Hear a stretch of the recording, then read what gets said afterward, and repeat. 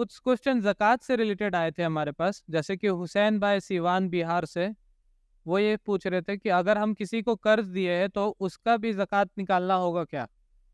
देखिए, अगर किसी ने कर्ज़ दिया है किसी को, मतलब वो कर्ज़ जो उसको वापस मिलने वाला है, तो फिर उसकी भी ज़कात उस आदमी को देना चाहिए।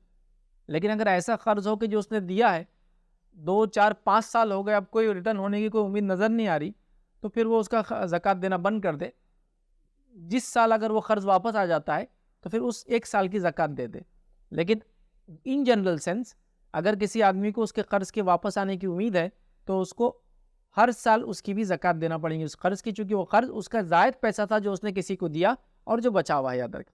तो लिहाज़ा कर्ज़ पे भी देगा, लेकिन वो इतना हो कि निसाब को पहुँचता हो, और 1 साल जिस पे गुज़र जाता है। जो मतलब पैसा कर्ज़ दिया वो निसाब के ऊपर होगा मतलब।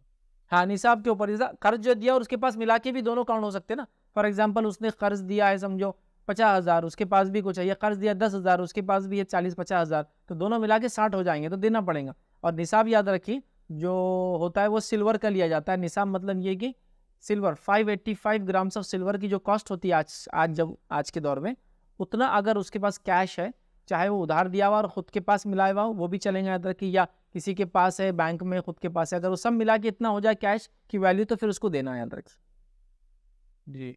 और अगर कर्ज़ किसी से लिया है तो वो माइनस हो जाता है ज़कात देने में। हाँ, उसके लिए आपको अगर कर्ज़ लिया है तो आपको एक पूरा असेसमेंट जिसको बोलते हैं ना, वैसा करना होगा।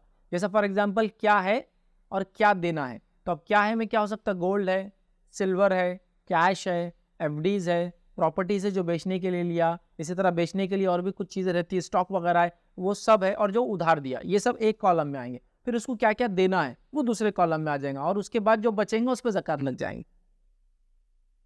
जी, जज़ाकल्लाह खैरन फैज़ भाई। अ